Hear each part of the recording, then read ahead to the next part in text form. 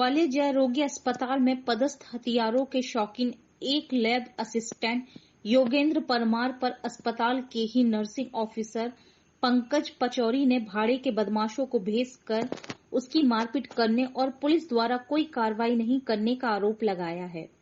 एक पखवाड़ा बीत जाने के बाद भी न तो पुलिस किसी बदमाश को गिरफ्तार कर सकी है और न ही संदेही योगेंद्र परमार से पूछताछ कर पाई है।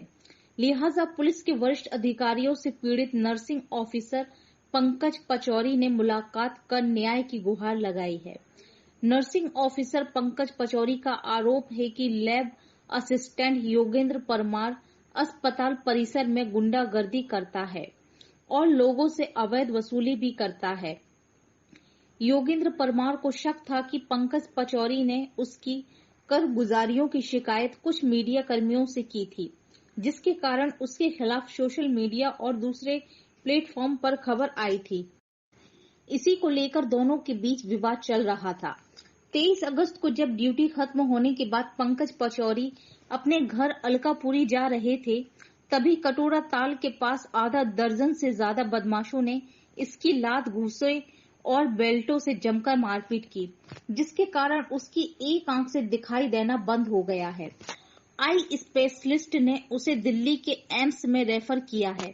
पीड़ित पंकज पचौरी का कहना है कि पुलिस ने मामूली धाराओं में बमुश्किल केस दर्ज किया है और संदेही के रूप में ही योगेंद्र परमार का नाम लिखा है, लेकिन उससे अभी तक पूछताछ नहीं की गई है। अधिकारियों का कहना है कि इस मामले में मारपीट की धारा में मुकदमा दर्ज किया गया है।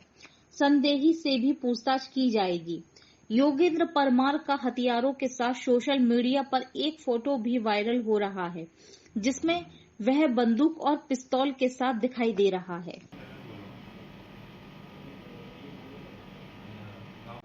पंकज पचौरी 23 तारीख को दोपहर में 2 से 3 के बीच में मैं अपने घर के लिए जा रहा था।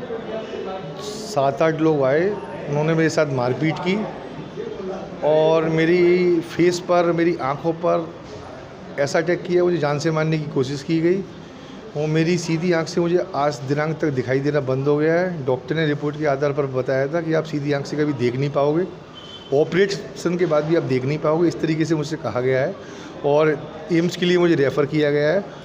और जो लड़के मुझे मार रहे थे वो बार बार योगेंद्र परमार का नाम ले रहे थे, और ले योगेंद्र परमार से पंगा, आज हम तेरे को जान से मार देंगे। और मेरी कूटनीति और षड्यंत्र के तहत मेरी हत्या की कोशिश की गई। वो तो भगवान का शुक्र है कि मैं आज जीवित खड़ा हूँ, वरना मेरी आंख से तो मैं अपना सब कुछ खो चुका हूँ। मैं थाने गया, थाने में FIR कराने गया, थाने में उसके नाम से FIR नहीं की गई। 5-6 दिन बाद FIR हुई 6-7 लोगों के खिलाफ अज्ञात में, और उसका नाम संदेह में बड़ी मुश्किल से लिखा गया। तो क्या चाह रहे थे, कहीं राजनीति का दबाव है? सुनने में ये आ रहा है कि राजनीति रसूख के कारण उस पर कोई कार्रवाई नहीं हो रही है। वो आज दिनांक तक ऐसी 3-4 घटनाएं ऐसी कर चुका है लोगों के साथ में, उसका यही पेशा है, लोगों के साथ मारपीट करना, और आज तक उस कम्बू थाने का ये प्रकरण है। और लोगों से अवैध वसूली करना, हफ्ता वसूली करना। विवाद का कारण मुझे खुद नहीं मालूम, लेकिन 7 दिन पहले उसने मुझे धमकी दी थी कि मैं तेरे को जान से मार दूंगा, तू बहुत खबर छपवा रहा है मेरी। तो मैंने बोला खबर से मेरा कोई लेना देना नहीं है। तो जब वो लड़के मार रहे थे तो बार बार उसी का नाम ले रहे थे, योगेंद्र परमार का। योगेंद्र परमार कौन है? ये एक लैब असिस्टेंट है हमारे अस्पताल में, जय रोगी हॉस्पिटल में ही, जो लैब असिस्टेंट का कार्य न करते हुए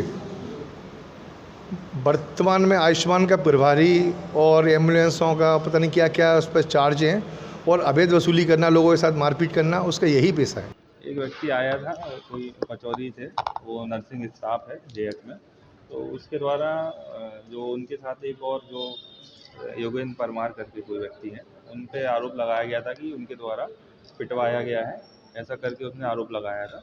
तो उस पर से थाना कम्बू में अपराध पंजीबद्ध किया गया है मारपीट का, और जिस पर उन्होंने आरोप लगाया है उनको हमने संदेह के दायरे में लिया है और प्रकरण को भी विवेचना में लिया है।